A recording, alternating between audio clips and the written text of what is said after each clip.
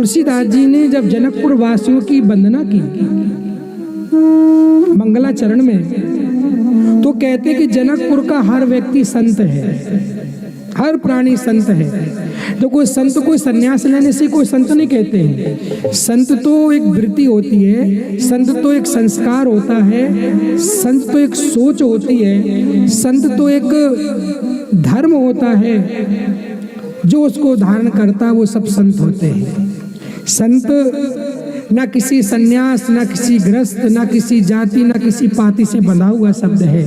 संत तो केवल भगवान के प्रेम से बना हुआ एक संस्कार है। ये बात अलग है कि हमारे यहाँ वैदिक धर्म में गृहस्थ आश्रम है ना, और वृक्त आश्रम, दो आश्रमों का मूलतः वर्णन है। जो ग्रस्त है वो ग्रस्त मार्ग से है, और जो वृक्त है वो वृक्त मार्ग से है। अब वृक्त व्यक्ति कब होता है? जब उसको भगवान से प्रेम होता है। इसे जो भी सन्यास ले लेते हैं उनको सबको संत ही कहा जाता है। लेकिन इसका मतलब ये नहीं होता कि जिन्होंने सन्यास नहीं लिया उनमें कोई संत नहीं है, उनमें भी बड़े बड़े संत हैं। भगवान ने जनकपुर के दर्शन दिए। धर्मशील ज्ञानी गुणवंता, जनकपुर का प्रत्येक व्यक्ति धर्मशील है, ज्ञानी है और गुणवान है। सुभग सुचि संता, सुभग मतलब सुंदर सौभाग्य वाले हैं, क्योंकि वहां पर साक्षात भक्ति देवी जानकी जी निवास करती हैं। सुचि अर्थात पवित्र। पवित्र प्रकार, दो प्रकार से व्यक्ति पवित्र होता है, एक शरीर से और एक मन से। शरीर से अपवित्र हो तो चल जाएगा, लेकिन मन में मैल लगा रहेगा तो नहीं चलेगा। देखो, जब पंडित जी पूजा कराते हैं तो सबसे पहले कौन सा मंत्र बोलते हैं? यजमान को बैठा के, ओम आप पवित्रः पवित्रो वा सर्वावस्थांगतोऽपि वा या स्मरेत पुंडरीकाक्षः सा वा याभ्यन्तरशुचि। इसी से शुरू होती है।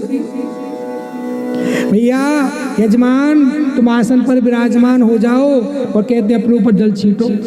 फिर बोले आप पवित्रः पवित्रो वा, मैं आप पवित्र हूँ, पवित्र हो रहा हूँ। कि कहाँ से? कि वाह्याभ्यन्तरशुचि ही। हे यजमान, जैसे तुम बाहर से पवित्र होकर के बैठे हो नहा धो करके, वैसे अंदर से भी पवित्र होकर के बैठना, नहीं तो पूजा का फल नहीं मिलेगा। आजकल लोग कहते हैं गणेश पूजा करा ली, गणेश अनुष्ठान करा लिया, गणेश जाप करा लिया, मको अनुष्ठान को फल ही कौन मिलो। अरे भाई, उसमें पंडित जी की कोई गलती नहीं है, उसमें ब्राह्मण की कोई गलती नहीं है, उसने तो अपना कर्म किया बेचारे ने। आपको पूजा कराया, सब कराया, लेकिन उसने पहले शर्त रख दी थी बाह्याभ्यन्तरशुचि, कि अंदर और भीतर से पवित्र होकर के बैठना। अब अंदर तो लगा हुआ है मैं, और बाहर से नहा धो के लगा टीका बैठ गया तो भी को फल। अब आजकल की पूजाओं को तो क्या जवाब है। हम तो कभी कभी बैठे बैठे वीडियो बना लेते हैं यजमानों। पूजा कैसे होती है? पूजा करा रहे हैं पंडित जी से, ठीक है ना, और पूजा में चेतो है को नहीं, कोई ध्यान नहीं। यहाँ पूजा हो रही है, मोबाइल से हाँ भाई हाँ। अब वो पंडित जी कह रहे हैं विष्णु भगवान पर, अच्छा छोड़, वो गणेश जी पे फेंक रहे हैं, ऐसे करके बात चल, हाँ बस बस बस खोलो खोलो, आया आया, ऐसे ऐसे पूजा होती।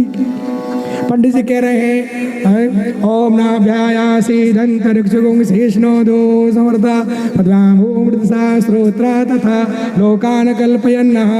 नारायण जी के आगे भोग रख दीजिए। अब वो लगा हुआ, उसने विष्णु भगवान की जगह भैरव जी को भोग धर दिया।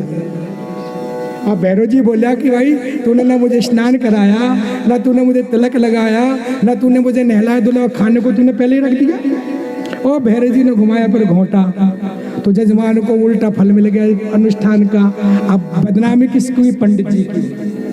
भाई ब्राह्मण क्या करते हैं? ब्राह्मण तो एक शास्त्र की परंपरा बनी हुई है, उस परंपरा के अनुसार आपका सारा काम कराते हैं। वो ऐसी पूजा, ऐसे ऐसे करना, ऐसे ऐसे नियम है। अब तुम उस नियम को फॉलो नहीं करोगे तो उसका फल कैसे मिलेगा?